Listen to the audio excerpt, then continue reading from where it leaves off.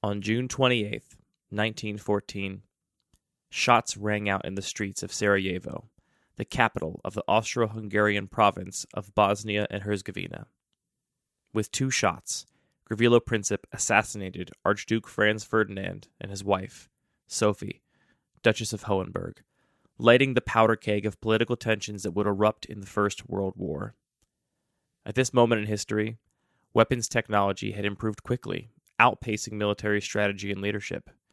As a result, combat was especially gruesome, with antiquated battalions of foot soldiers, in some cases, wearing conspicuous, colorful garments, futilely charging headlong into machine gun fire and heavy artillery. 23 million soldiers lost their lives in brutal trenches and foxholes across Europe. But, among the survivors of World War I, was a young J.R.R. Tolkien, who would go on to write his genre-defining high fantasy epic, The Lord of the Rings, partially influenced by his harrowing wartime experiences. His work was foundational for all fantasy that followed, including, somewhat controversially, a role-playing game developed in the early 1970s by Dave Arneson and Gary Gygax, Dungeons & Dragons. This week, on Lucky Paper Radio, it's Adventures in the Forgotten Realms.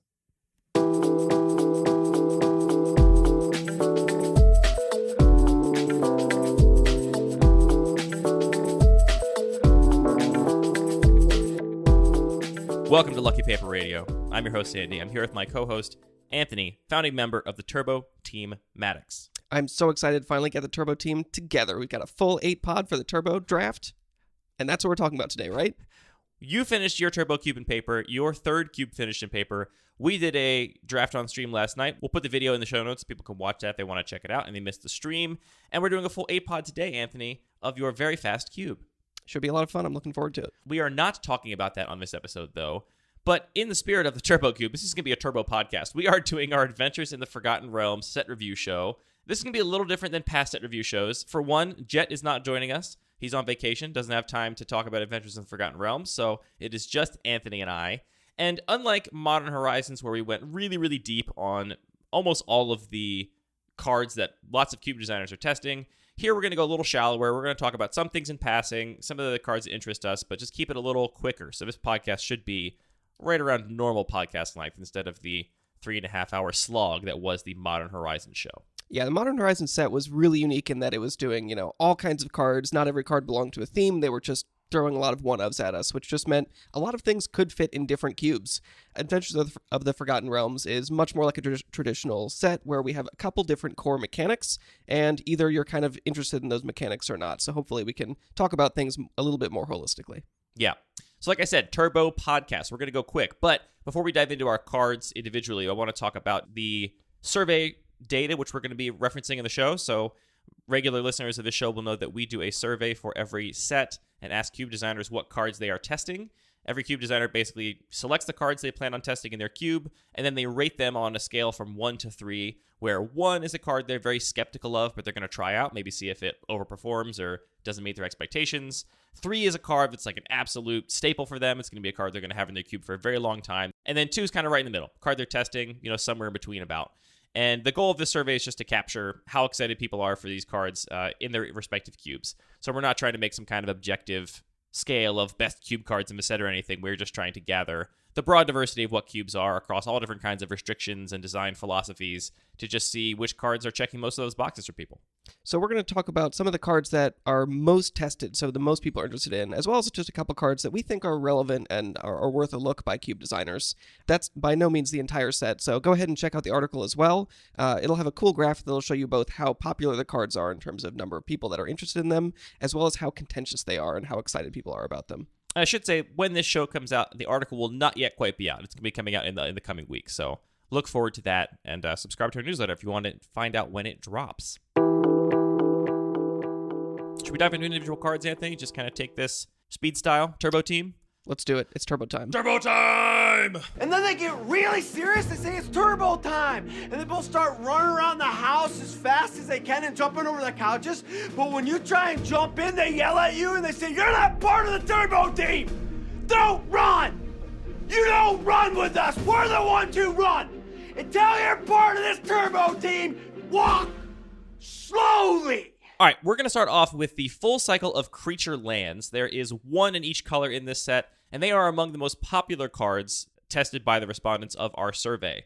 This cycle of lands, one of each color. Each of these lands taps for its respective color of mana. So the white one taps for white, the red one taps for red, etc., etc.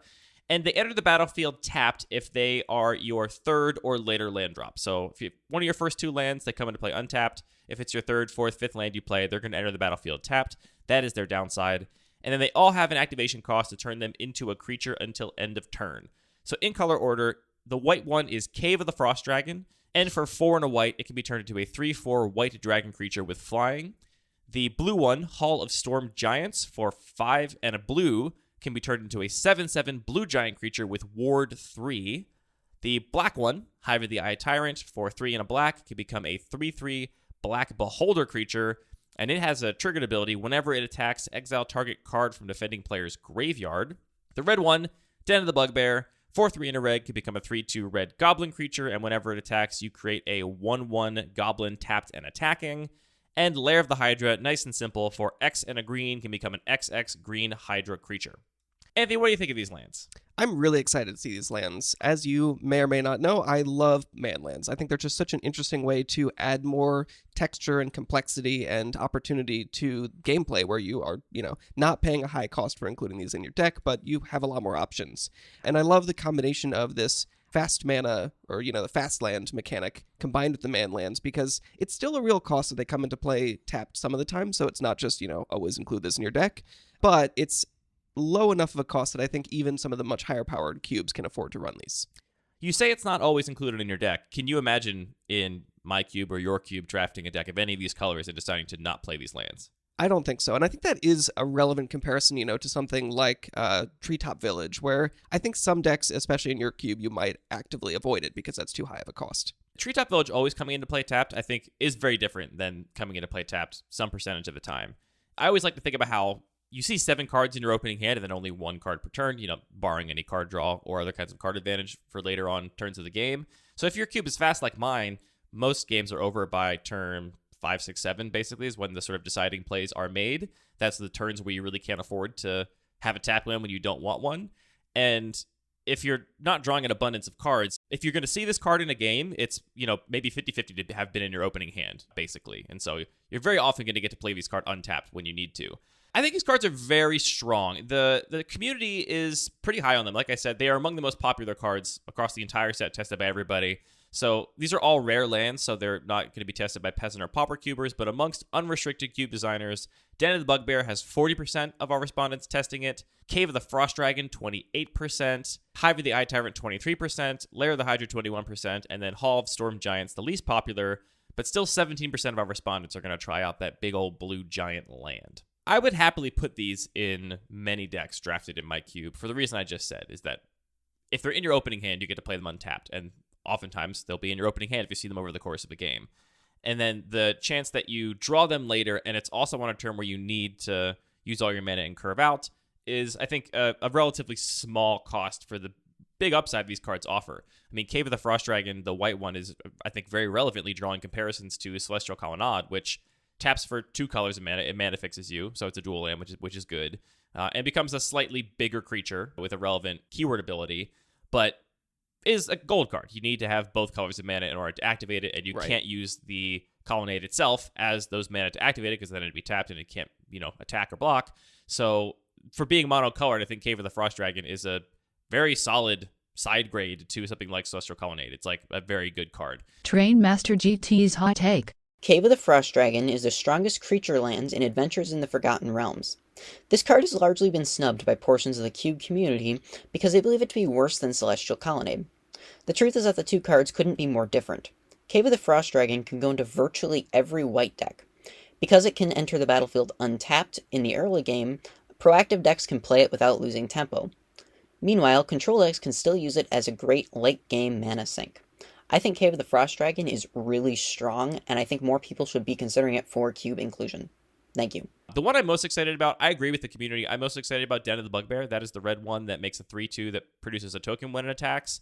We've never seen, to my knowledge, I can't think of one, a creature land that makes a token creature, period. No, and I think that's such a cool twist on it because the drawback or, the play pattern that's not super exciting about man lands is cool. You have that flexibility and the opportunity. If you have nothing else to do, you can use it. But it does cost a lot of resources to keep activating it if you just want to use it as a creature. So the fact that Den of the Bugbear actually generates value that lasts beyond the turn is really, really cool, and I love that aspect of this design. Yeah, I think it's really powerful, and I am most enthusiastic about creature lands in my aggressive decks, which are the decks that oftentimes will run out of resources in the late game because all their cards are very cheap, and you're just going to have extra mana sitting around, and they also want to beat down. And so these aggressive creature lands are things I'm very excited about. The one I'm second most excited about is actually Hive of the Eye Tyrant. I'm not quite as high on Cave of the Frost Dragon.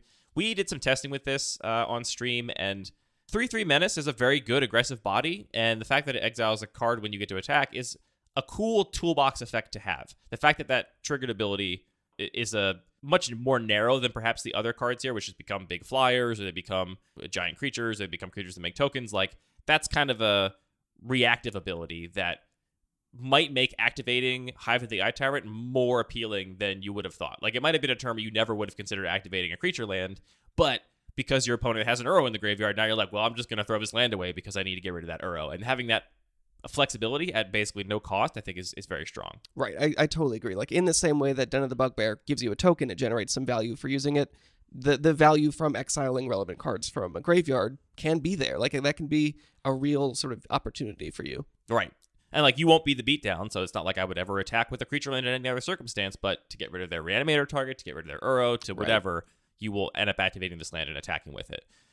The one I'm most bummed by is Lair of the Hydra. Having no keyword abilities on that big creature is kind of a bummer to me. I'd probably be pretty messed up if it had Trample. And, I don't like to play the game of, like, I wish they made cards more powerful, because that just doesn't... There's no point to make that argument. Yeah. But I wanted to like the green one because green is another color where you often end up with extra resources in my cube. You have extra mana you can dump into something, which is why I'm high on cards like Turn Timber Symbiosis, which is a huge sorcery, which I would normally never put in my cube. But the fact that sometimes you draw it and you just have a bunch of extra mana because your green deck drew a bunch of ramp and not much to do with it.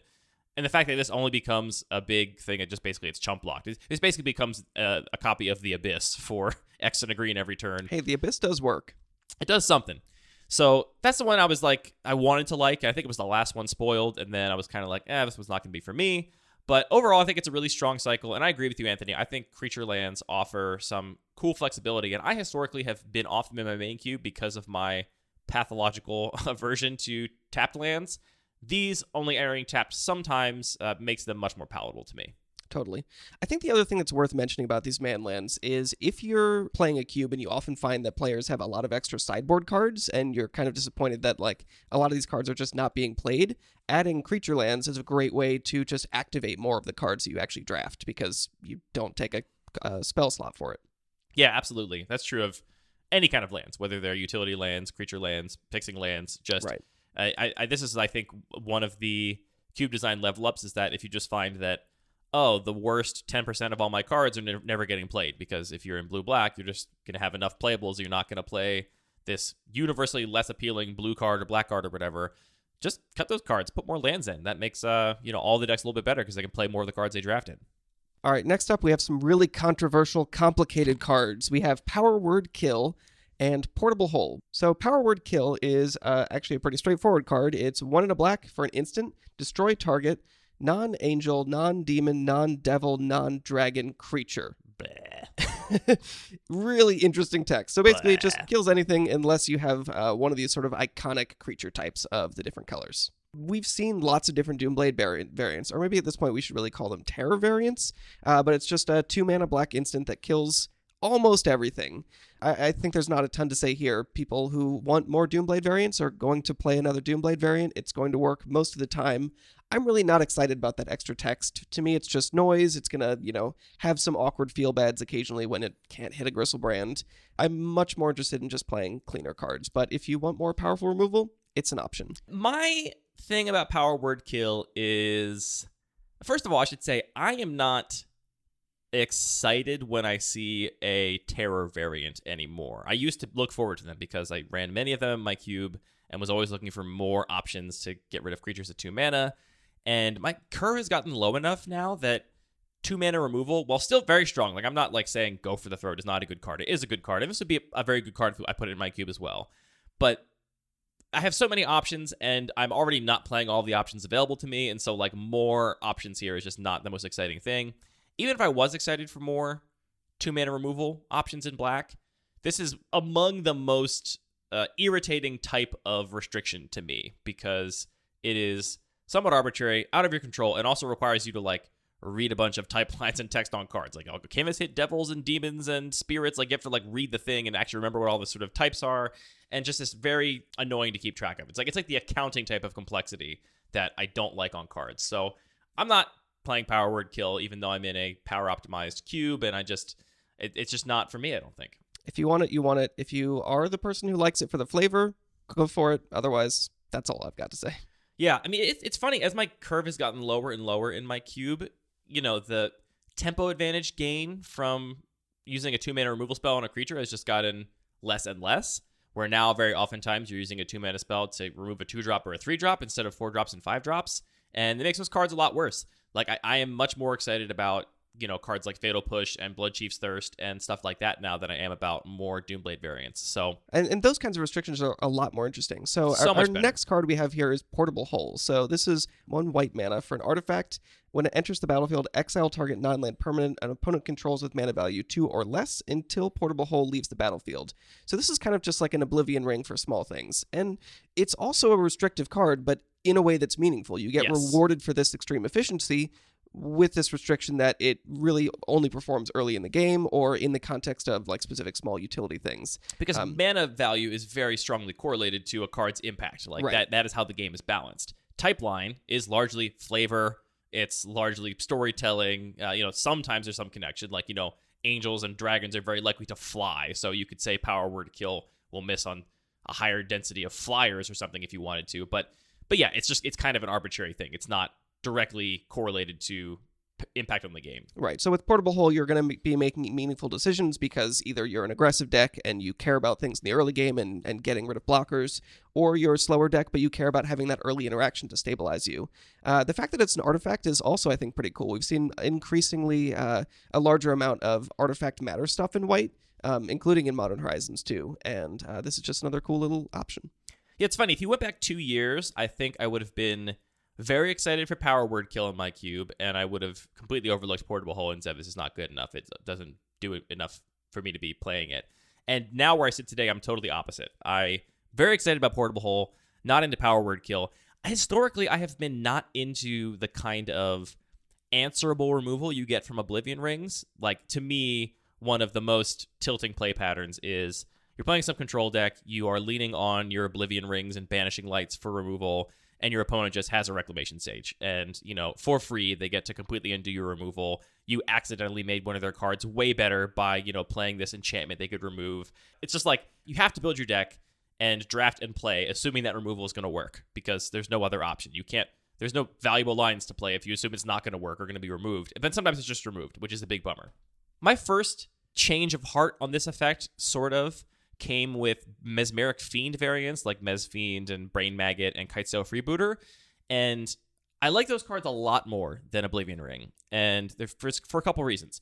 One of them is that they are easier to remove. They're just creatures, so there's more ways to remove them than there are to remove artifacts and enchantments. It makes it less of a random feel bad when somebody has an artifact or enchantment removal spell, because creature removal is pretty prevalent in my own environment. So a lot of what you're saying there is just like the expectations are important. Expectations are different. They're also cheaper. They're all 2 mana. Well, at least all the ones I play are 2 mana variations instead of 3 mana variations, which means that the tempo loss of getting blown out by removal is significantly less, 33% less.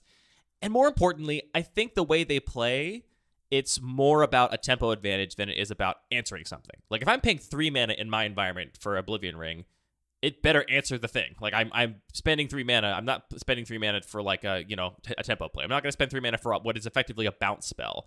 But you can spend 2 mana on something that basically works like that. And the best way to describe this, I think, is that I think newer players, when they're playing with Mesmeric Fiend and Brain Maggots, these are the creatures that enter the battlefield and they take a card from your opponent's hand until they leave the battlefield. They very often will see their opponent's hand and say, well, I have to take your removal spell, because then you can, if I don't take it, you can just immediately remove this thing and get the card back.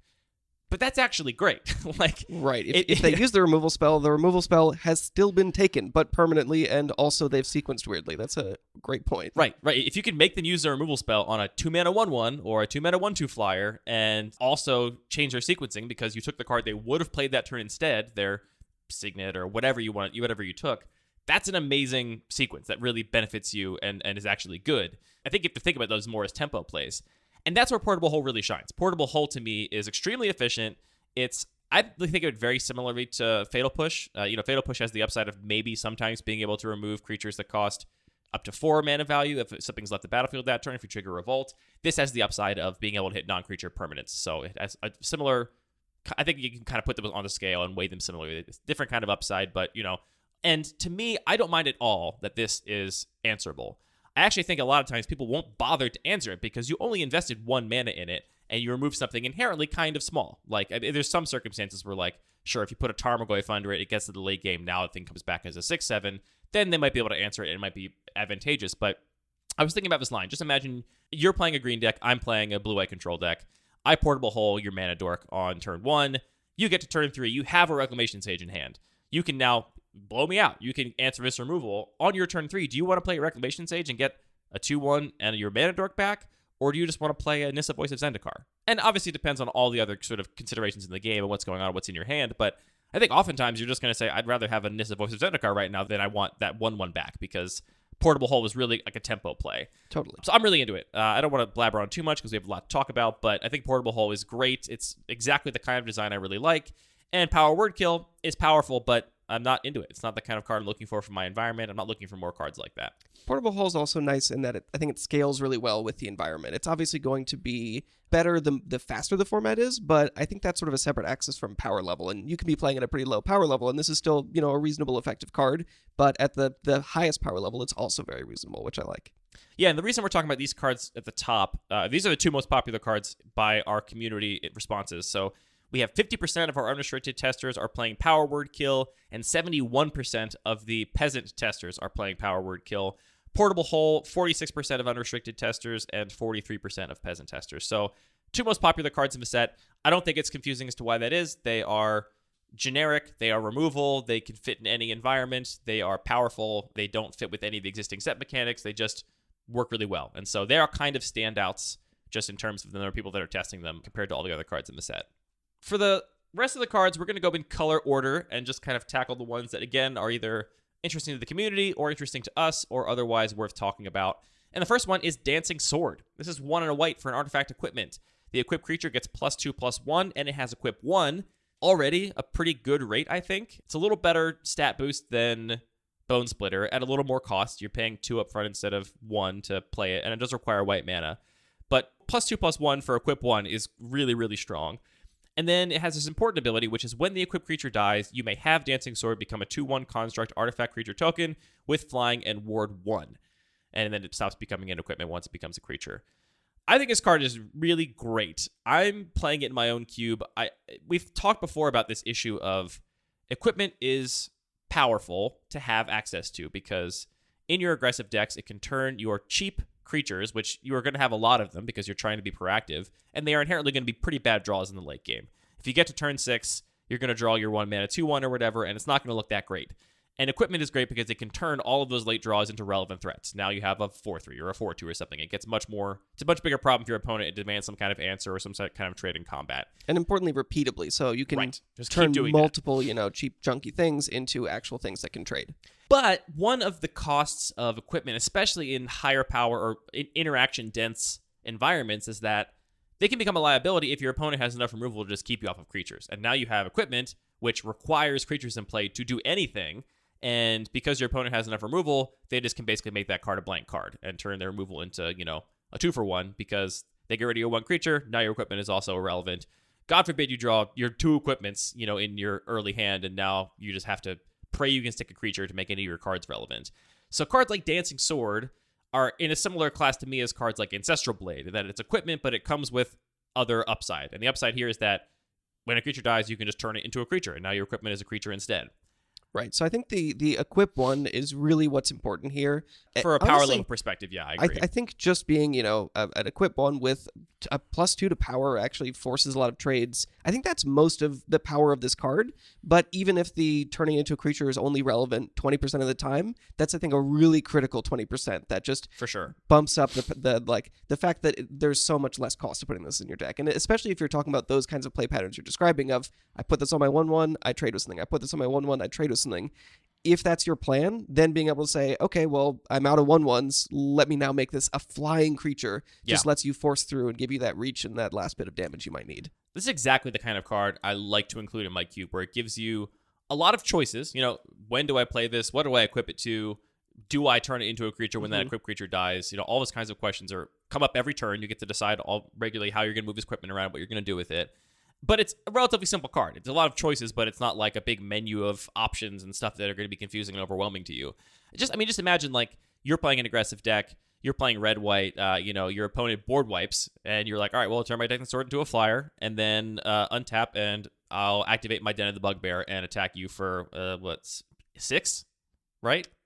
6 or 7. 6. I forget how big the Bugbear is. is. Yeah, it's a 3/2 plus the 1/1 Goblin plus the 2/1 in the air. You have a whole board again. Now you have a 2/1 flyer and a Goblin, and you attack for 6.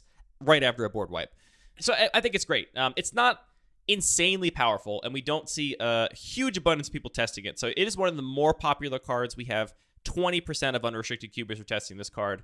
It's not a powerhouse for the most powerful cubes necessarily, but I think it could totally work there. It's kind of interchangeable for me on power level with a lot of aggressive 2-drops. So the question is just, what kinds of options do you want your aggressive decks to have? And for me, the answer is options like Dancing Sword provides.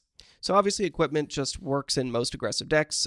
You put it in there, put it on your creature, it'll work. If you are interested in sort of an equipment theme, obviously Dancing Sword is great because it's another one of these options that if you draw too many equipments, it mitigates the equipment flood problem. Right. But also if you're interested in really pushing equipment as a theme, we also have, some really powerful equipment like plate armor, especially at lower power, and things like Bruenor Battle Hammer, which gives you some free equips that can, I think, really level up that kind of play pattern if you're looking for it. Yeah, equipment is a theme in the set, and so if that is a theme of your cube, there's definitely a lot of more options here beyond just Dancing Sword. I do want to say one thing about this card, which is that I think occasionally it will be kind of clunky because, again, it's an equipment that mitigates that equipment flood problem unless you have no board and draw it in the late game, and then it's still just an equipment. It doesn't totally give you the free thing like something like Barbed Spike. On the other hand, if it's in your deck and that's part of your plan, maybe you don't just, send in your 1/1s just to get an extra point here or there. It just gives them a little bit of extra value. Right. And the other thing it does, though, it's not just the top deck thing. It's the worst case for a lot of equipment is your thing gets removed in response to the equip. And happening here that's gonna happen, and you're not gonna be able to turn this into your 2/1. You have to stick this to a creature in order to have the option to turn it into a 2/1 later on. So that is the thing I'm most wary of about it. Just I think that line could be a little bit clunky, but I'm excited to play it and test it and see how it goes. Next up, 2 sort of speed round cards here. I want to touch briefly on Loyal Warhound, 1 and a white for a 3/1 with Vigilance. And when it enters the battlefield, if an opponent controls more lands than you, search your library for a basic Plains card, put it onto the battlefield tapped, then shuffle.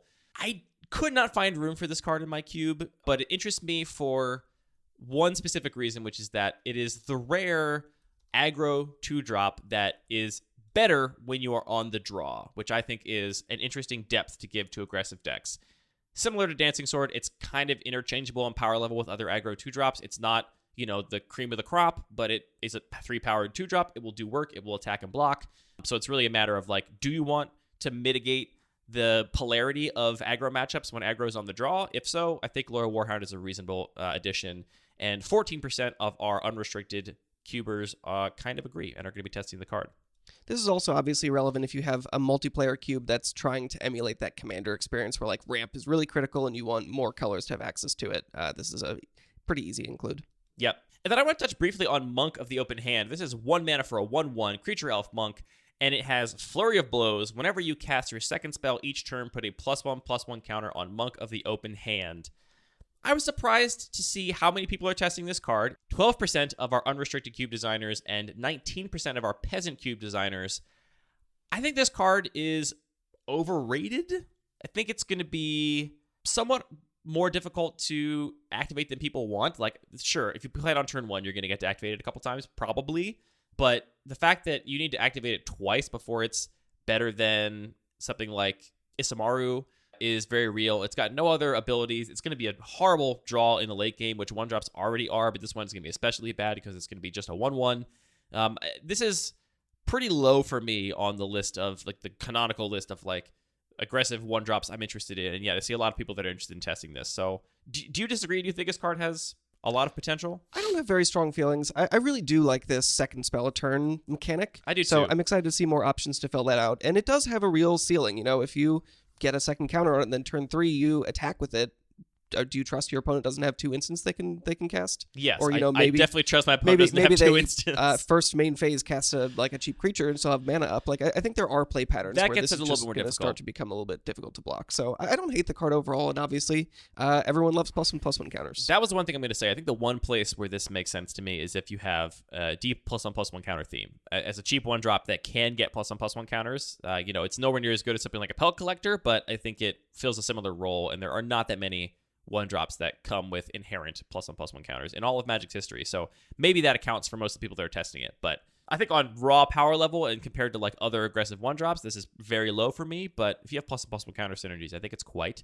potent. Have you ever met a Flumph? No. Okay. We've played a little bit of D&D. I mean, but yes, and he took my wallet. I don't know. No, Flumphs are nice, apparently. Oh. We've played a little bit of D&D, but I don't think either of us have ever had the fortune of encountering a Flumph. Here in Magic, it is 1 and a white for an 0/4 Defender Flying Jellyfish, and whenever it's dealt damage, you and target opponent each draw a card. I don't think this is going to find a home in most 1v1 cubes, but I think if you are playing a multiplayer cube, this is pretty interesting.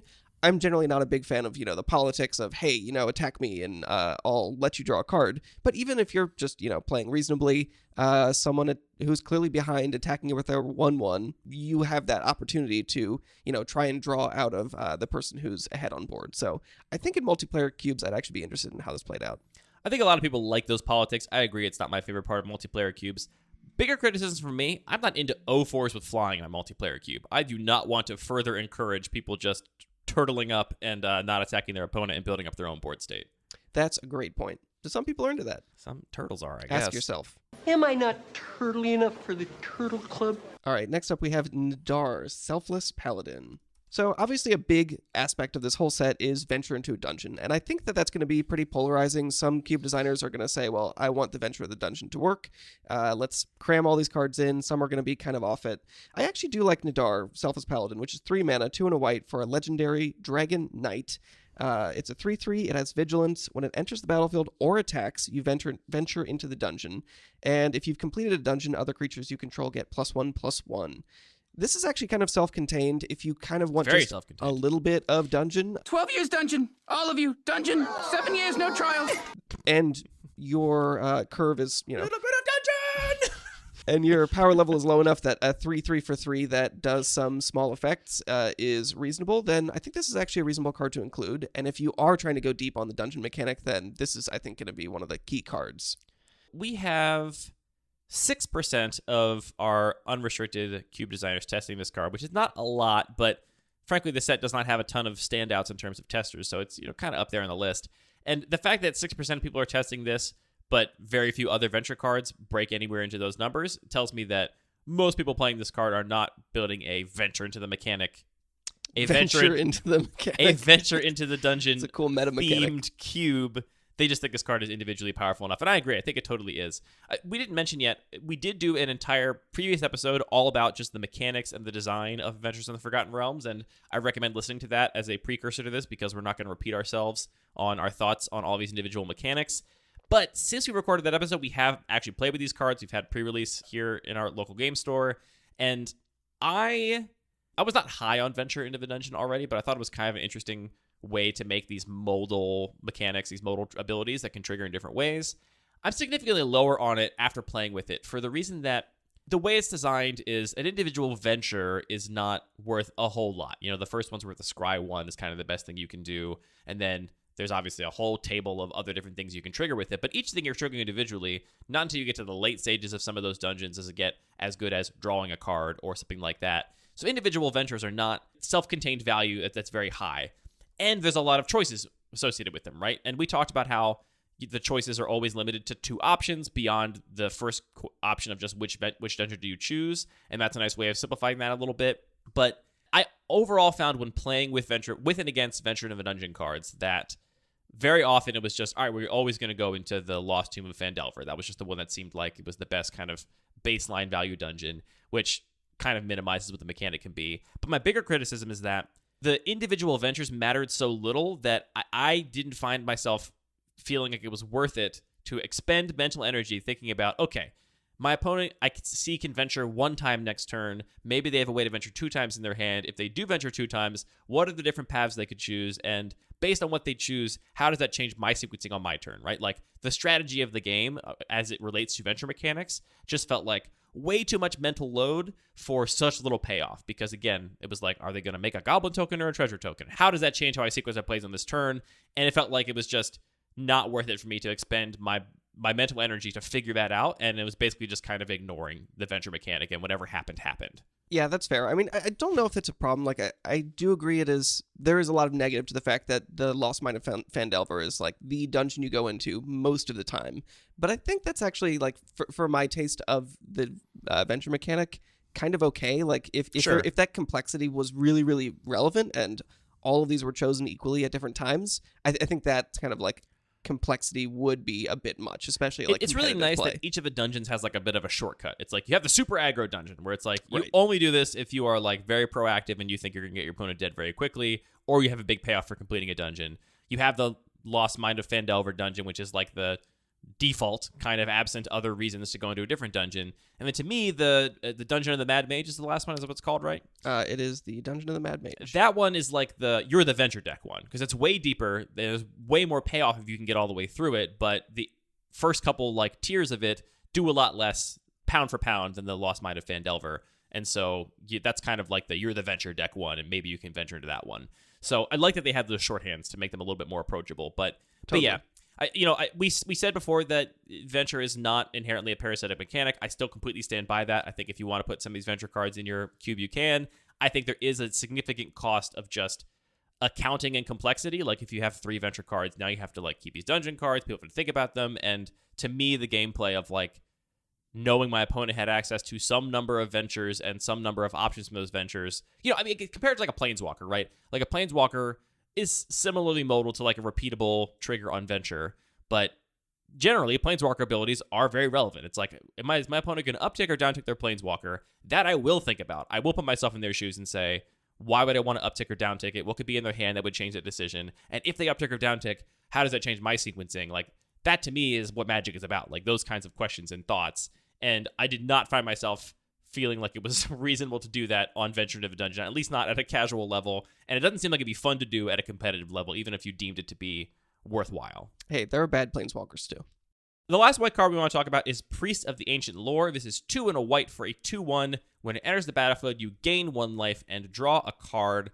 A nice, clean common that is being tested by some of our unrestricted cube designers, 7% of them, but being especially loved by our peasant cube designers, 43% of which are testing this, and 100% of our pauper cube designers are testing this card. Anthony, at what point are pauper and peasant cubes just going to be creatures that enter the battlefield and draw a card? Are we not already there? We're pretty close. These cards are good, but every time I play a pauper and peasant cube, I feel like, okay, great, everyone's just playing. Just play the 2-for-1s. You just play a Gravedigger variants, and you just play 2-for-1s that draw a card, and it's just like, I overall like these kinds of cards where like the entire value of your 3-drop is not tied up in the body because you get something back, right? Like that is a part of the game design I like, but I do think at a certain extreme it becomes very tedious, and I don't know. It's a good card. I like it in the sense that I like this kind of design. I do think at a certain density, it's not fun anymore to just be playing relatively non-impactful bodies with no risk and churning through your library and drawing more of the same. All right, well, your hatred of certain cube design philosophies aside, I mean, it just touches a lot of different things. If you care about life gain, if you care about drawing cards, if you want it is cool that it has more life gain bodies that can carry equipment, this card's just going to fit in lots of places. Yeah, it's cool that it has that gain 1 life because, that 1 life is very rarely going to, absent some other synergy, change the tide of the game. But it's just another thing to key off on as a cube designer. Now, if you have life gain triggers, then it's another way to actually trigger those things, which exactly, is nice. Yeah. That's our white cards, which is actually our deepest color in this this set. So from here on, it's just smaller sections of cards. We actually only have one blue card from Adventures in the Forgotten Realms to talk about, and that is Demilich. It is blue. That's right, 4 blue pips for a creature skeleton wizard. It's a 4/3. It has a bunch of abilities here. So the first is that it costs a blue mana less to cast for each instant and sorcery spell you've cast this turn. So that initially very intimidating mana cost is not necessarily as bad as it looks. Whenever it attacks, you exile up to 1 targeted instant or sorcery card from your graveyard, copy it, you may cast the copy. You are going to have to pay for that copy, so you got to spend mana to do it. And you may cast Demilich from your graveyard by exiling 4 instant and/or sorcery cards from your graveyard in addition to paying its other costs, which is the mana costs, which again are discounted. It's a complicated card. It's kind of a payoff for a Spells Matter archetype, especially a very cheap Spells Matter archetype. If you have a Xerox style deck where you have lots of 1 mana cheap spells, you can envision getting this for very cheap and then getting it back for very cheap. What do you think of this compared to other similar options, Anthony? There's a lot that I do like about this card. I like sort of... For example, it's a skeleton with a bunch of diamond teeth and eyeballs. That's very cool. Can't say anything bad about that.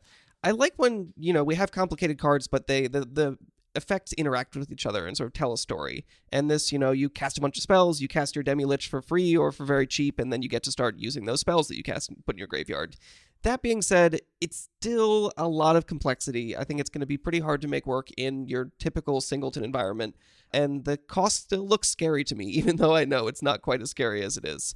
That being said, I feel like if you are really interested in this sort of like all-in, spells matter, cast a ton of things, have a good turbo time, I think you can absolutely make this work. I think this is going to be very much to some people's tastes, but it's not something I'm looking at specifically.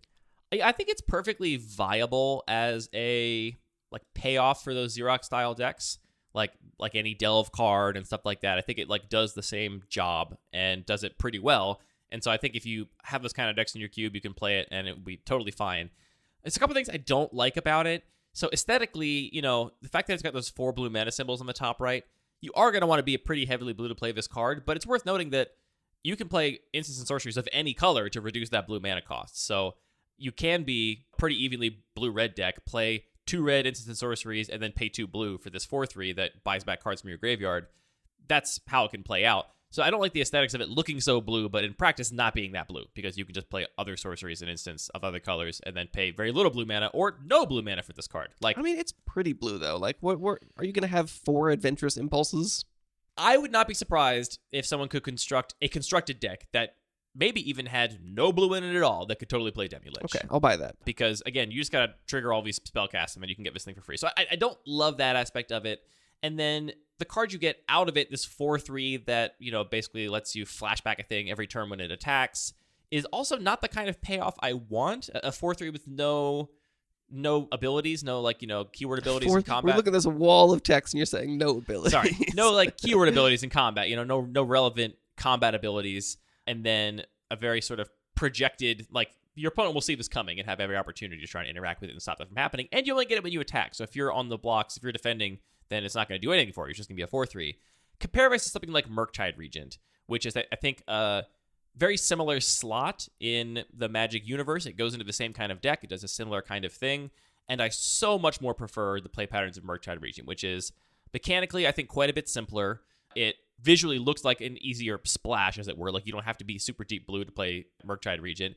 And what you get out of it, instead of being this complicated creature, which maybe you get value from, maybe you don't, you just get a big flyer. You get a big dumb flyer from Murktide Regent. But that's the kind of payoff I want for having already jumped through all these other hoops. This is you jump through hoops to then jump through more hoops and maybe, keep getting value out of this card. So I'm not testing it. I think it is perfectly viable if you like those sort of spells matter, spell slinger kind of archetypes. It's just a matter of, is this the kind of card you want to be paying people off with? And for me, it's not. I want to talk about 2 commander cards very briefly from the Adventures in Forgotten Realms commander set, and those are Phantom Steed and Minn, Wily, Illusionist, both blue cards. Phantom Steed is 3 and a blue for a 4/3 with flash. When it enters the battlefield, exile another target creature you control until Phantom Steed leaves the battlefield, and whenever Phantom Steed attacks, create a tapped attacking token that's a copy of the exiled creature, except it's an illusion, in addition to its other types. Sacrifice that token at the end of combat. This is kind of like a blue Restoration Angel-y kind of card, in that, and a lot of times you're going to want to use this to save a thing from removal or save something from, dying in combat. You just flash this in and save your thing. Didn't we even get a card that's almost exactly like that in Call Time? And it was like the worst Restoration Angel. Yeah. It was Glorious Protector, I believe, was the name of the card. Which is a kind of play pattern that I kind of actually really like. The idea of I can save a creature, and then later on, if you have removal for this, I get that value back is kind of a cool play pattern. Yeah, so that's what it is as a baseline, which I think is cool. And the reason this card jumped out at me is because it's in blue, which we don't see this effect in blue ever. This effect is pretty much always in white that it's ever been printed before. And then the cool upside of getting able to turn around and attack your opponent and then get a token that's of that creature that's tapped and attacking, retrigger your enter the battlefield abilities, retrigger your leave the battlefield abilities. It's a kind of card that I think a lot of people will like because it has this flexibility in how it actually plays out. It's like you can combine it with other things. It has lots of potential to be combined with stuff to do cool and broken things. Right. That said, very few people have filled out our Adventures in the Forgotten Realms Commander survey, so I don't know if that's a thing people are actually playing, but it's a cool card that I think has a decent power ceiling. You kind of want to be in a more proactive blue deck. Like if you're playing this in a control deck, it's not going to do much for you. But if you're playing a mid-rangey or a proactive blue deck, I think it's quite good. Similarly, a card I've heard no one talking about, but I think is interesting. I should say neither of these cards are making it into my own cube, but I think they're interesting enough to talk about, is Minn, Wily, Illusionist. It's 1 blue for a 1/3 gnome wizard. Whenever you draw your second card each turn, create a 1/1 blue illusion creature token with this creature gets +1/+0 for each other illusion you control. And whenever an illusion you control dies, you may put a permanent card with mana value less than or equal to that creature's power from your hand onto the battlefield. I think this card is quite powerful. 3 mana 1/3 is not good, but whenever you draw your second card each turn, making a 1/1 illusion creature is very good. And it's not just a 1/1. It's a 1/1, then a 2/1, then a 3/1, then a 4/1. And when the illusion creature dies, you get to put permanents into play. I think it's just gravy. Like, I think you shouldn't even think of that really when you're thinking about how you evaluate the card. But, you compare this to something like, what's the blue-red enchantment from Throne of Eldraine with the Improbable Alliance? Thank you. That's the one that whenever you draw a second card each turn, you make a 1/1 fairy flyer. And to me, this is like very similar. It's the ability is a little bit better. It's a mono blue card, which is already the color it's going to be most likely to draw a second card each turn. And it's stapled to a body, a 1/3, which can at least, block your opponent's aggressive 2/1s profitably and keep them off your back while you're making tokens. I think this card has a lot of potential. And I think if you are doing some sort of spellslinger thing or some card draw tribal or, something like that, or you really want like a blue token deck to be a thing, I think this card is talked about less than maybe it should be. I think it's an interesting, powerful card. Yeah, the ceiling is extremely high here, and there's a lot of interesting play patterns. I feel like a lot of the commander cards, though, they do have this like big wall of text, and especially walls of text that don't quite hang together as well for my taste. So, like, it's not elegant. Like, what's going on yeah. with that second ability? Why do I get to put permanents into play? I don't quite get it from a flavor perspective or a mechanical perspective, but if you just ignore that, I think the card's pretty okay, and then that, as upside, is very relevant. Like, you get to chump block and just put a creature into play. Like, that's cool. Chump block, put a Sigurd into play. I wonder if anyone actually supports Illusion Tribal as a cube theme. I'd love to see it if someone's doing it. That's it for blue. Blue, a little bit of a dud maybe in this particular set. Do you disagree? I won't defend blue. I'll just say again that, we're not trying to talk about every single card here. If you're interested in, the treasures and the dice rolling and some of these more specific themes, dive in there. You'll find some cards. Speaking of clunky cards, we have Ebondeath Dracolich. This is 2 black for a 5/2 with flash and flying, and it enters the battlefield tapped, and you may cast Ebondeath Dracolich from your graveyard if a creature not named Ebondeath Dracolich died this turn. What deck wants this card, Anthony? We've talked about that, and I don't think either of us have a great answer. I don't know. It's the thing. I think this card is powerful. Like I said, it was inelegant. I think it is a little bit clunky, but I think the card's very powerful. It has a high ceiling. I mean, 5 power at instant speed for 4 mana. I mean, obviously, there's the battlefield tap. That makes a big difference, but that's a lot on a flyer. Like, that's just a very relevant body. It's a 4-turn clock. Yeah, it's not a surprise blocker, but flying is really good. We even found in some drafts of your cube, I remember passing the turn and you being like, what's going on? What are you going to try and destroy? And then I'm like, well, I'm just going to cast this and you're dead next turn. So I think that the power level is there, especially if you're doing some kind of like aristocrat sacrifice theme. That gives you a little bit more flexibility, but also if you just have like a lot of instant speed interaction and want more flexibility to have like a plan B in your black decks, this is a reasonable card. Yeah, I could talk myself into being pretty happy playing this in an aggressive deck and being pretty happy playing this in a control deck. Not so much a mid-rangey deck. I mean, I guess it depends the kind of mid-range. If I'm a removal-dense mid-range deck, then I'm more happy with it. Right, yeah. But, like, this could be a control finisher. Like, it's just a 5/2 that's basically impossible to kill, because every time you kill something in there, you get to cast it again. Plus, like, you can discard it and get it back, right? so... Yeah, so it's just, free fodder to discard. All that said, I'm not testing it. I mean, it was in my proxy testing, which is why we got in some games with it, but, like, it did not make my actual Adventures in the Forgotten Realms cube edits. I just think it's a lot of, like, again, kind of, it feels like hoops to jump through to make the 4-drop relevant, because if I'm not getting to recur it, if I'm not getting to discard it, then I'm not super excited about just a 4-mana body, basically. It's just not where I really want to be. And while it is flexible in the sense of what we just said, like, I'm happy to put it in a lot of decks. It's not just an aggro card, not just a control card. It's also going to, I feel like, be one of the least appealing options. Like, am I taking this over an efficient removal spell for any of those decks? No, never. Like, it's not going to be a high pick for me, and so it's not going to make it to my cube, I don't think. Fair enough. But I think if you're interested in it, it's going to pull its weight. We can't not talk about the Gelatinous Cube, right? I mean, it's one of now 3 cube staples. It is the best cube card in the set, without a doubt. So I actually did do somebody really else like... make that joke before us? I'm sure they have. Someone did, yeah. We've got Delph's Cube, we got Doubling Cube, and now we got Gelatinous Cube. Yeah. The only cards you're obligated to include. So it's 4 mana, 2 black for a 4/3. It has Engulf. When it enters the battlefield, exile a non-ooze creature an opponent controls until Gelatinous Cube leaves the battlefield. And it also has Dissolve. You can pay the mana cost plus a black for of the exiled creature. Of the exiled creature to put it into its owner's graveyard. So basically, you can play it just as a Banisher Priest, get rid of one of your opponent's non-ooze creatures. I'm not crazy about that little restriction, but it's important for playable reasons. So I guess an ooze can't really ooze another ooze, right? Why not? It'd be weird. Just mix? They just mix. And Mutate is not in this set.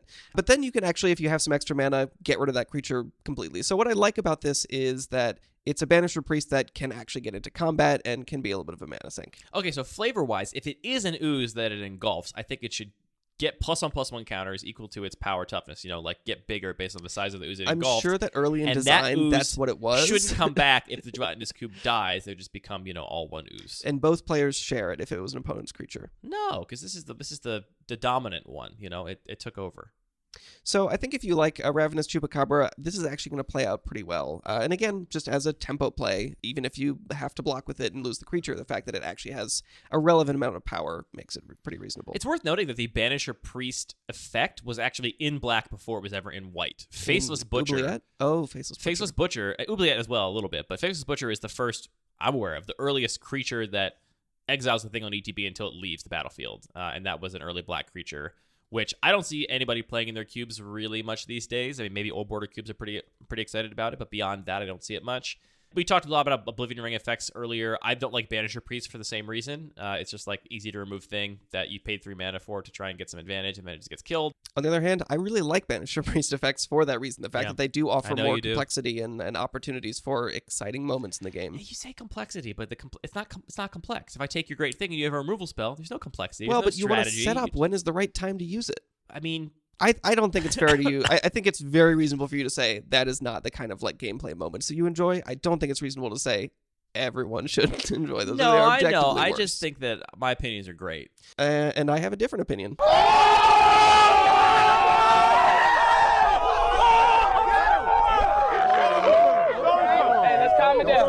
How does that make you feel? All right, let's talk real quick about Manticore. So it's 4 mana, 3 and a black for a 2/1 with flash and flying, and it has Tail Spikes. When it enters the battlefield, destroy target creature an opponent controls that was dealt damage this turn. This is obviously not a powerful card, but I really like this collection of effects. A flash flying, again, just gives you stuff to do with your mana if your plan A didn't pan out on your opponent's turn. And I also really like this kind of effect for some reason of like destroying a wounded creature. I don't know why it appeals to me so much. It's flavorful. It's very flavorful. I think what also it does is it lets you either, set up situations where you can... It's a kind of combat trick. Right. You can sort of bait your opponents into, well, do you have a combat trick, or are you trying to bait me into using that next turn? Gives you some like opportunities to feel clever, I guess, which is cool. I think more than that, though, actually, it lets you turn creatures that otherwise are irrelevant into a resource. If I have a bunch of 1/1s that can no longer attack into your 4/4s, suddenly I can say, well, let me start getting in with these, and either my opponent might try and play around this, and I can just use those to force some damage through, or you will block, and now I've used my 1/1 as a resource to kill your bigger creature. The fact that this has flying is really what pushes over the edge to being like a cool card to me, that it can also just get through damage. Yeah, you can also just flash it in and trade with your opponent's 3/2. Absolutely. And that counts too. Yeah, it has a lot of little secret modes written on there and stuff it can do, which is nice. I like Shambling Ghast. It's one I like black Shambling Ghast too. It's 1 black mana for a 1/1 creature zombie. When it dies, you either Brave the Stench, give target creature an opponent controls -1/-1 till end of turn, or search the body, create a treasure token. We've seen a fair number of 1 mana 1/1s that die to give something -1/-1 till end of turn. Your Festering Goblins, and there's other ones. Festering Mummy, I think, is also one of them. Yeah. There's a couple cards that do that. It's a somewhat recurring thing in black. This is a huge upgrade to me, though. I mean, Yeah. the way that card reads normally is that, okay, it's a 1/1 that can trade for an X2 in combat, is what the kind of baseline of those Festering cards are. Or sometimes, you can chump block something and then kill something small that wasn't attacking, that your opponent was trying to keep back and protect. Here, being able to make a treasure token, I think this card is just very strong. I mean, it's not obviously like, the power level that I'm looking for my main cube, but you play this on turn 1 and you're like reactive deck, your opponent can't just swing into it with their 2/2 necessarily, because giving you that treasure token, well, first of all, you can trade with the 2/2 if you want, but even if let's say they have a 3/3, right? And it's still in the couple early turns of the game. They were on the play. They played a Watch Wolf. You played a Shambling Ghast.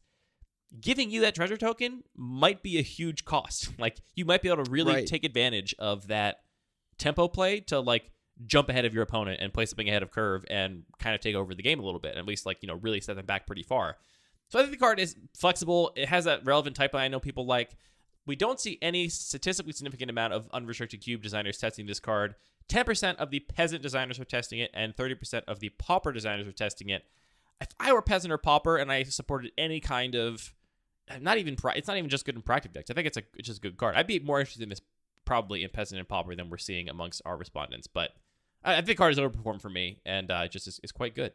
I agree. I think when this kind of effect works, it can do a lot, but they do have a fail case, and this kind of just like gets rid of the fail case and even adds more flexibility. If you're, sacrificing permanents, this is going to generate 2. Yeah. And to be clear, your opponent is going to attack you with the Watch Wolf in that situation. Like, it's not like they're going to be intimidated off of not doing it, but then you get a treasure. They're not just going to say, well, I'm done with this game, can never attack you. Right. You get a treasure. You get a turn ahead of schedule. You get that free Lotus Petal to try and recover from how far behind you are. The last black card is Wight. This is 1 and a black for a 3/2, enters the battlefield tapped. It is a zombie soldier, and it has an ability Life Drain. Whenever a creature dealt damage by Wight this turn dies, create a tapped 2/2 black zombie creature token and exile that card.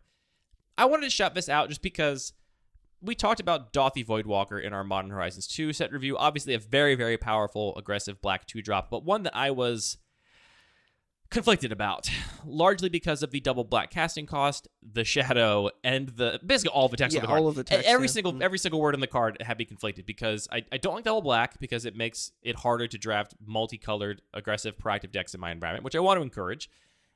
And I don't like shadow because it's not interactive, and I don't like the fact that sometimes that Dauthi Voidwalker is just going to have this coincidental line where it's just going to blow your opponent out. You're just going to get to Thoughtseize their 7-drop or 6-drop or something, and then play it for free, and your aggro 2-drop now just like turned into a Karn Liberated or whatever your cube supports for free, right? I don't like that random upside, all that extra text. Wight, I think, is going to play a similar role most of the time. It's an aggressive 2-drop for a black deck. It's a 3/2 as well. It has upside, but it's way cleaner from my perspective than something like Dauthi Voidwalker, and it's actually getting the nod over Voidwalker. I'm going to cut Voidwalker and put this in my cube because it's another good enough aggro. Like, the reason I ultimately played Voidwalker in addition to testing it and just wanting to see what it did is because I felt like my aggressive black decks needed a little bump, and I think this fills a similar role enough that I'm happy to cut Voidwalker and get rid of that noise and play patterns I don't like. I mean, this is basically 2 mana for a 3/2 that dies into another 2/2, right? Most of the time, yes. I think that's how it's going to play out, because your 3/2 on turn 2 is going to trade with something if it dies. Like, it's not going to get eaten by a 4/4 that early in the game. And yeah, just going to die into a 2/2, and that's just 2 mana for 5 power over 2 bodies is a really good rate. Yeah, it's basically Tarmogoyf. It's basically Tarmogoyf. It's You heard it here first. It's a little bit higher power than most of the cubes that I'm designing, but I do also really like these kinds of cards that are like, hey, usually I just die and make a 2/2, but if you have combat tricks, if you have like recover abilities or different ways to actually have it survive combat, that you can like generate this tremendous upside of actually generating Go with combat tricks, because your opponent's like, fine, I'll trade with it Right, finally. You course. get your one zombie, and then or equipment. oops. If you're trying to push an equipment theme, this just turns into an engine. Right. Put a dancing sword on this. All right, next up we got a Plundering Barbarian. This is a 3 mana for a 2/2. When it enters the battlefield, choose one. You can destroy target artifact, aka smash the chest, or you can make a treasure token by prying it open. I think this card is kind of interesting for a few reasons. Obviously, there's a big treasure theme in the set, so if treasure is something you specifically want to support in your environment, we've got some other cards like Kalane, which I actually found to play out really nicely, and Zorn, so definitely dig into the set if you're looking for that. But even outside of that treasure theme, this card is pretty powerful. It's in a lot of environments, I feel like artifacts are just so much more present than enchantments, that this is basically just a red Reclamation Sage, with the upside of you can instead just cash in that extra value for another treasure and get a big boost of speed on your next turn. Yeah, it's very nearly a strict upgrade over Manic Vandal, which I know powered cube designers have considered that, quote-unquote staple for years. That's just a 3 mana 2/2 that enters the battlefield and only destroys an artifact. I think it's got a different type line, so we can't say it's a strict upgrade. I'm skeptical of actually how good a Manic Vandal-like card is, even in powered environments. Like, on turn 3, destroy their Mox. Did you really not already fall way behind because they played a Mox? Like, it's possible. Like, I've never really totally understood. There's a certain class of cards that people are like, oh, if you're powered, you want this. If you're not powered, you don't. And I've heard that about Manic Vandal before, and I don't understand that logic, because the presence of, those 6 really good artifacts, one of which you're never going to hit with Manic Vandal anyway, that doesn't change the value of the card to me in any meaningful way in the aggregate. Now, if you have a very, very present artifact deck and lots of artifacts in the environment, just as part of one of the themes you're going for, I think a card like that gets more defensible. But either way, Plundering Barbarian is a much bigger upgrade, because the downside of that card is that sometimes you got to play your Manic Vandals with 3 mana 2/2 because your opponent has nothing in play you can hit, and you just can't afford to not do anything. And here, being able to play it as a 3 mana 2/2 that makes a treasure token is a very reasonable upside. It will fix your mana when you're stuck on your third color, your splash, and cost a little bit less because you get that mana back immediately.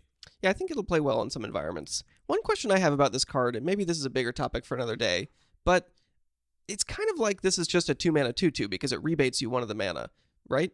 And I don't actually know if that makes the card better or worse. Like, obviously there are some situations where that performs worse than just a bear, and some where it's going to be better. But overall, I'm curious where that lands. I think it's directly correlated to how expensive the card is. If the card is 6 mana and it gives you a treasure token, like, I would always rather have the 5 mana card, because you have to get to 6 mana to get that mana back, which is awful. I think if the card's really, really cheap, then like a 1 mana card that, Sure. Let's say it's a 2 mana card that gives you a treasure back, and so it's effectively a 1 mana card. That's much more powerful, I think, than a 1 mana 1/1. Yes, that's much more appealing than the alternative, because on the early turns of the game is when the treasure is going to be most relevant, where you're most likely going to be able to turn it into a very relevant tempo advantage by playing your 4-drop a turn early or something. So 3 mana, I think, for me, is right on the line, where I think this is probably about as good either way. I think it'd be a little better if this was just a 2-drop that, had destroy target artifact when it entered the battlefield than it is written right now, because there are plenty of then you're basically getting both effects, and that's clearly more powerful. Oh, sure, that's a good point. Yeah. Okay, so either play it for 2 or play it for 3 and destroy. Like, basically give it kick or destroy an artifact. Sure.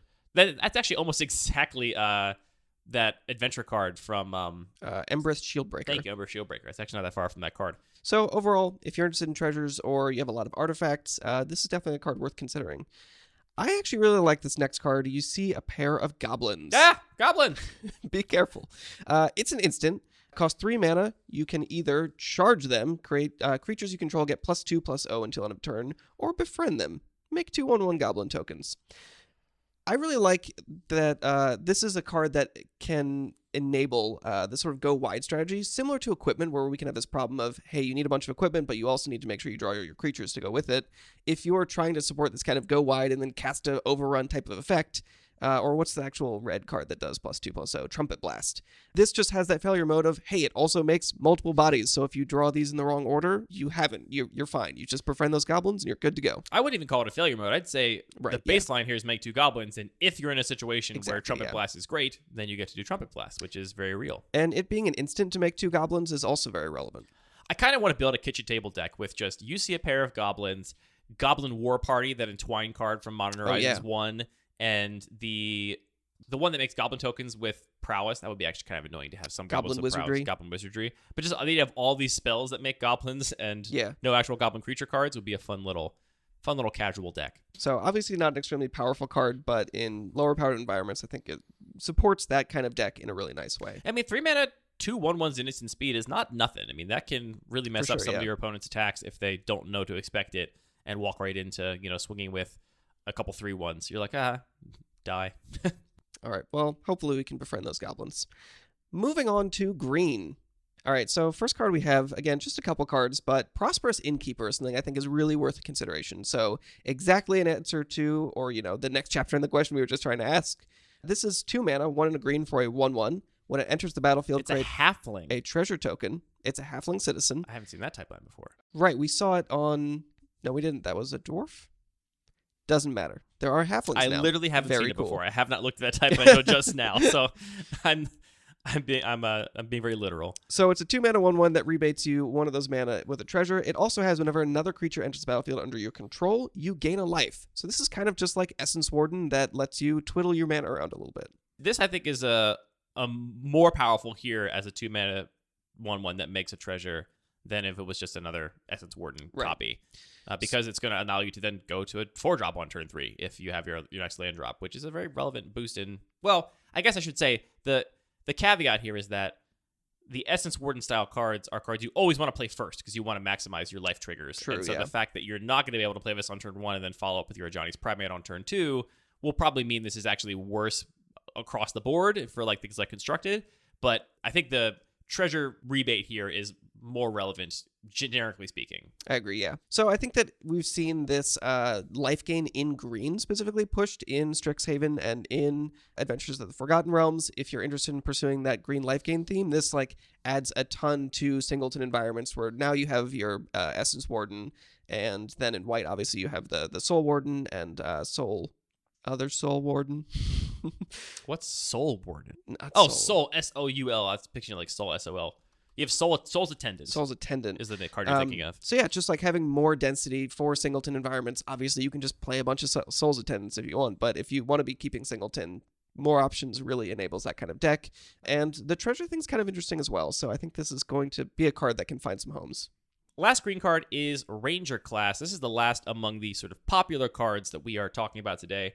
It is 1 and a green for an enchantment class. It is the only class we're talking about, though that is a whole card type with lots of other cards to support it. When Ranger class enters the battlefield, you make a 2/2 green wolf creature token. You can upgrade it to level 2 for 1 and a green to gain the ability whenever you attack, put a +1/+1 counter on target attacking creature.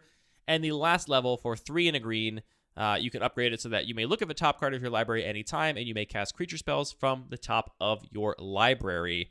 Fairly popular card, with 32% of our unrestricted cube designers testing it in their own environments. We tested this quite a bit, actually, just in how our playtesting happened to break down. We both have this card in play a bunch of times, and I'm impressed by it.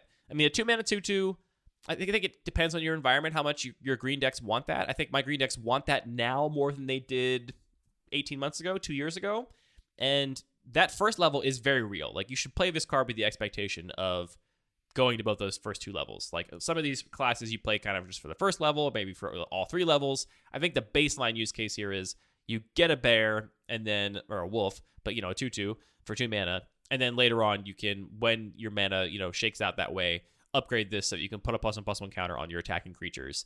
And then that level 3 as a late game mana sink, if you are just stuck and don't have anything else to do, is very real. I activated this and was able to win a game because of it, because I basically just churned through my deck and played a bunch of creatures off the top and eventually actually milled you out because I played enough blockers off the top with Ranger class to keep me alive while you drew your whole deck and died. It's funny, you were the one playing all the cards off the top of your library, but I was the one that decked. I think it's actually a very relevant thing to note. As far as card advantage engine goes in powerful cubes, this does not compete with what other colors have access to. Your deck had far more card advantage than mine did, even though I played an early Ranger class and actually ran out of resources pretty quick and leveled it up pretty early in the game, all things considered.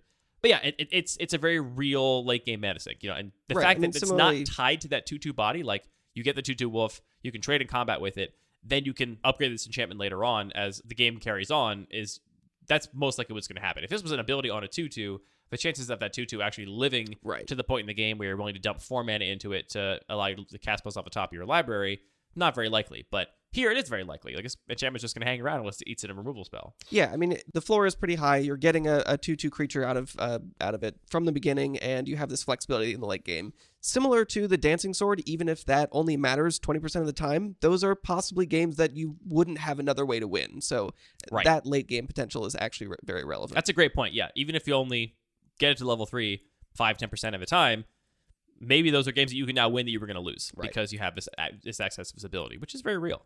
All right, this set has a whole bunch of fancy gold cards. Do you want to talk about any of them? I'm not particularly inspired by any of them, but if you'd like to talk about them, I'm here for it. Let's just talk about Misnc. I really like this because I, for a while, was trying to actually find specifically a 3-color Naya card that I would have played in my own cube. I've since cut down on 3-color cards altogether, but Misnc is a pretty cool option that I would have considered.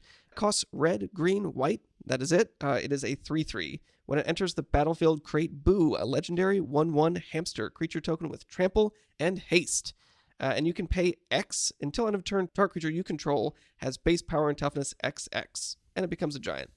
You can only activate that as a sorcery. I feel like altogether this is like a cool power level for a 3-color card where it's a little bit hard to cast. It's obviously great on turn 3, but it does scale well into the late game. It gives you this ability to really change combat by growing different creatures, works with things that are made of +1/+1 counters. There's just a lot of flexibility here, and I really like that. What is the flavor here? This is a ranger with a little pet hamster, and the ranger can do something to make the hamster huge?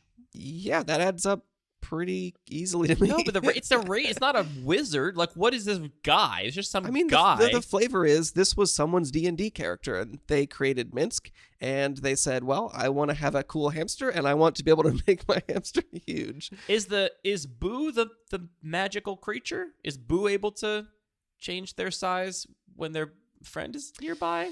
I think we're just going to have to play some more Adventures in the Forgotten Realms and meet Misnc. That brings us to the end of our individual card discussion, only a little longer than we intended on going. What else do you want to talk on before we close here, Anthony? I think we did a pretty good summary. We touched on the treasure token theme. We touched on the life gain theme, especially in green. We talked about ventures. Maybe the one thing we didn't touch on as much is dice rolling. I think that's another sort of really polarizing thing where a lot of players or cube designers are just not going to be interested in dice rolling. The great thing about cube is if you're not interested in a certain aspect of the game, you can just eliminate it. So I think a lot of people are going to take that path. But it also is this sort of like interesting parasitic mechanic, or maybe that's the wrong thing to say, this sort of synergistic mechanic where if you want a lot of dice rolling, you can put all these cards that care about other dice rolls and make that work in your environment. But I think a lot of players are just not going to. You did speculate in our Adventures in Forgotten Realms mechanics episode that they likely wouldn't balance any of the dice rolling cards to make them competitively viable because they wouldn't want that to be a part of competitive play. And yet we see Delina kind of doing some work in Standard right now in that sort of combo deck that has some vaguely reminiscent of something like Splinter Twin, though you miss sometimes. Non-linear Splinter Twin. It's Splinter Twin, but it takes way longer to resolve. It's sort of just like sometimes you assemble the combo and you still lose. It's fun. Yeah, I was a little bit surprised by that, but maybe that wasn't so much a choice as much as, that's such a cool thing about Magic. Like, if they designed sets knowing this is exactly what the standard metagame was going to be like and like just planned out the whole game, it wouldn't really be a game at all. We would just be playing through what Wizards' design wanted us to do. The fact that accidents happen is kind of necessary, right? I'm not even sure it's an accident. It might not be. They might have wanted some dice rolling cards to be competitively viable, which is what I said I would have done if I were R&D. I would have made them, first of all, way swingier and also made them competitively viable. And I would have gotten so many angry emails from Magic players. There's some good reasons they didn't do that. And it would have been fine. I would have just, weathered it and said, suck it up or stop buying Magic cards, you nerds. All right. Without Jet, I do realize the wheels have come off this thing a little bit in that we didn't mention any of the ratings of any of the cards across the entire set review because I didn't put them in the spreadsheet. So check out the article when it comes out later this week for the ratings. And Jet, never go on vacation again if you want this episode to be good because apparently we can't be trusted. But that's it for our Adventures in the Forgotten Realms set review show. Thank you for tuning in. Let us know, on Reddit or Discord, various social media, Twitter, if this style of more speed round set review is appreciated or if you really like us going deep on all of the cards in depth. I know there are a lot of Cube content creators out there, and sometimes I just feel like we're saying the same things other people have said a million times before. So if that's not worth it, we won't do it anymore. But if it is worth it and you love it, we'll do it because we love you. All of our music is produced by DJ James Nasty. All the Magic cards are produced by Wizards of the Coast. This has been Anthony and I coming to you live from Anthony's basement. Thanks for tuning in. It's live? I guess it's not live. No, I misspoke. Wow.